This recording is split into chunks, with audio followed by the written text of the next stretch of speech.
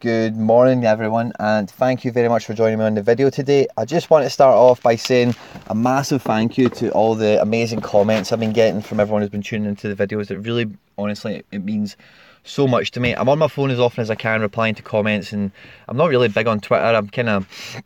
I'll get on it as often as I can, don't get me wrong, but when I see anything coming in, I'm so happy to respond to it, and it really lights my face up. It means so much to me, guys, so thank you very much for that.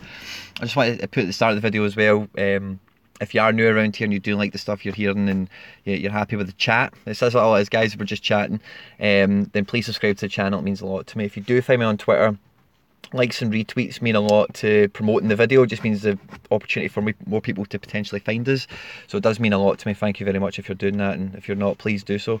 And again, if you're on the Facebook, if I put any links on there, liking it and commenting is brilliant. Thanks very much, guys. So the strategy we're going to get into today is what we're calling buying a team. Okay, now you might be a wee bit kind of ponderous or a wee bit like, oh, hold on a minute, what's this? Is it the fantasy football stuff? No. To give you a bit of context, right, we had to withdraw £150 out of the account earlier in the week. I was doing some home improvements and I was just a bit worried I might have been tight for money, and I've got money here, so there's no point in me struggling or put myself through any hardship. So I withdrew £150 and then things went to plan, and I've managed to put 180 odd back in today. So we've returned the money back to the FIFA strategy, so that's back to where it should be. That's all cool. And then we had some extra money. Now, when you're depositing sums of money into the index, you tend to apply that money fairly swiftly after depositing, okay? Because if you are an active user, you're not a dormant user, you're probably tracking different players and you've got the wheels turning in your mind all the time of who do I want to buy and what am I doing next, who's in a good position, who's in a bad position. 2 seconds, somebody's just double parked me in. Yeah, it should be fine. So I've put that money in and I've been thinking to myself for a while, what's something else I can do for next season that can really maximise my growth and something I can really take advantage of, and whatever else. Okay, now I've had a bit of a funny experience with Tottenham this season, right? So again, if you've been on the channel for a while, you remember we bought Eriksen back in January, and if you want to see what we did with Eriksen, go watch the video. It's in the reference points playlist, Case File Eriksen. But we bought Eriksen and it turned out to be Son that hit all the form and did amazing.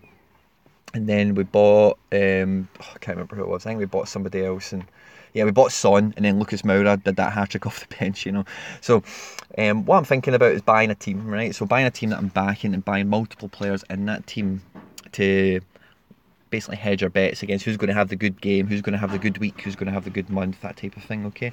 Now again, if you've been on the channel for a while, I've got a massive hard-on for Leipzig and the Nagelsmann marriage. It's about to happen next year, and I think this is going to be, the German league is going to be absolutely tremendous to watch, and I'm pretty sure that will translate quite well on Football Index, with Leipzig having Champions League football, Nagelsmann having Champions League experience and European experience with Hoffenheim. And I really think that this is set up to be an amazing season for them, okay? So right across the team, to be honest with you guys, I don't think there's really many, if any, bad purchases to be made in this squad, from the defenders to the attackers to the midfielders, everything in between, okay? But when you're on the whoscored.com app, okay, you've got this lovely little feature for characteristics for the team, okay, and it tells you what they're good at, what they're bad at, and just generally their style of play, okay, how they like to go for things, okay? Now, the thing with Leipzig is that very bottom one there, they rotate the first 11, so a lot of the squad players do make frequent appearances under the previous regime, okay? Attacking down the wings, controlling the opposition's half through balls, bit of width, and then you can see the strengths and the weaknesses, and we're going to read them to you, okay? But if we then look at Hoffenheim, who Nagelsmann's been in charge for at least 2 seasons, maybe 2.5, 3, and we look at their characteristics, they're relatively similar in terms of what they like to do and what they're not so good at. Now, Hoffenheim, you've got to caveat this, but Hoffenheim have played predominantly 3-5-2 or 3-4-3. So when they've got their weaknesses, defending against attacks down the wings, if you've only got one attacking fullback or one defensive wing or whatever you want to call them, then defending from the wings is going to be something you will have games where you find it much more difficult than others, that goes without saying. But again, when you look at their styles, attacking through the middle, short passing, taking a lot of shots, possession of football, and rotating their first 11, so these are things that marry in straight away. So what we've went and done is we've been eyeing up a bunch of Leipzig players because I just like them so much, and we've invested £100 or just over £100, yeah, on 3 players for them, okay? And we've went and bought 100 Conrad Lamer, we've bought 50 Tyler Adams, and we've bought 50 Amadou Haidara, okay? Now, Haidara is somebody who we've had before and we're a really big fan of. Lamer is very much underpriced, and Tyler Adams, I think, from what he's did already at Leipzig, he could have an amazing season next year with the extra exposure to Champions League football, etc, etc. I'll just give you a brief snapshot into their stats. I'm not going to bore you. I'm not here to tell you to buy these guys, by the way, but the whole point of me doing this is I am backing Leipzig for this season, and part of that involves me buying these players, because everything's going to, not everything, but a lot of their players going to come through central midfield, and a lot of these players will have sufficient game time. They're not going to be the sort of team that has a best 11 and will play it 9 games out of 10, you know. But the boy Adams came in January. He got a bit of an injury, but when he did play, tackles per game almost 3, dribbles per game pretty much 1.5, you know. So at 20 years of age, coming from the MLS into the Bundesliga, which is a massive step up in class, you know, that is a great little debut run for him. So really excited about Tyler Adams. Who else did we buy? We bought Haidara, who again we're a big fan of. He's made the well-trodden path from Salzburg to Leipzig, and again he came in January. He was carrying an injury, didn't get into the team until I think March time. 4 starts, 5 off the bench. His stats are really solid, and you know, his age and his track record that he's had at Salzburg, especially in Europe, he did really well for them, and now what he's had at Leipzig already, then we've got a good bit of hope for Haidara as well, having a good season.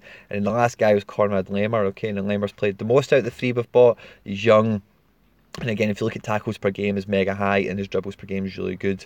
And even in Europe, you know what I mean, when he's in that Europa League, he was in a group with Celtic, Salzburg and Rosenborg, okay, but even at that, it's still on the European stage, it's still big away games, it's still, you know, massive derbies with Salzburg. It kind of, depending on what I think about it, the stats there are just brilliant, you know.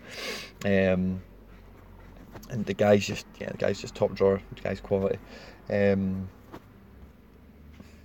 Cool. So, is there any team next year that you're thinking about? We also bought 50 Hover, because I think he's going to play pre-season, and I think when he does, he'll take another spike, just because of Trent and Gomez, all the games they've been playing and whatever. So I think this guy will play pre-season. He'll probably take another little pop. And we bought him at a great time. We bought him at 106, and then straight away from there he's went up to 108. So we've broke even on him instantly, which is nice. And we didn't buy anyone else. We just put more money into FIFA, getting that back up to where it needs to be. Okay. But yeah, guys, buying a team is a strategy you will want to look at. If there's a team, ideally not the one you support, because I think that gives you a conflict of interest a little bit and it can cloud your judgment. But a team out there who you really think next year, wow, Conte at Inter Milan, or Sarri at Juventus if that happens, or Lampard at Chelsea if that happens, or, you know, these different things, you know, try to think who you know, Wolves, you know, it could be anyone who you think, do you know what, this season I think they're going to be absolutely amazing, they're really going to kick on, they're going to do something amazing this year. And if you do feel that way, guys, I suggest and I encourage you to spread some money across that team and try and hold it for as long as possible, and I'm sure you'll reap some rewards from that if you've got a well planned out strategy. Just looking at these guys, we spoke about the double dip yesterday. Now, these guys are in that position, okay, but over a 3-month period, this guy's raised in 5 pence, which is 20% or whatever, don't get me wrong, but we've missed a big spike with him and I don't see him moving backwards anytime soon. So I'm happy to get on him at 36 pence.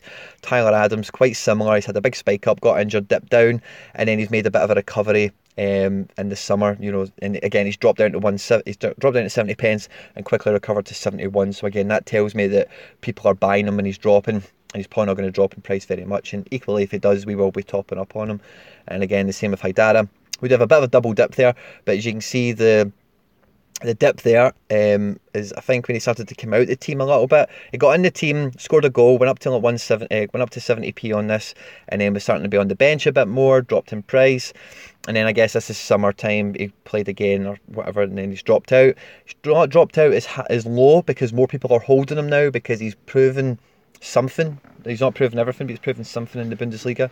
And then again, he's not really going to drop below that 70p mark. So again, I'm quite happy. 7 days, no movement. I'm quite happy to buy him at this price, okay? So it's all about graph analysis, and we spoke about one way of doing that on the video yesterday, guys, okay? Any thoughts? What team are you backing next year, guys? I'm really interested to hear about it. Please comment below. Thanks for tuning into the video, guys. Stay out of trouble, and I'll catch you on the next one. Take care. Bye-bye.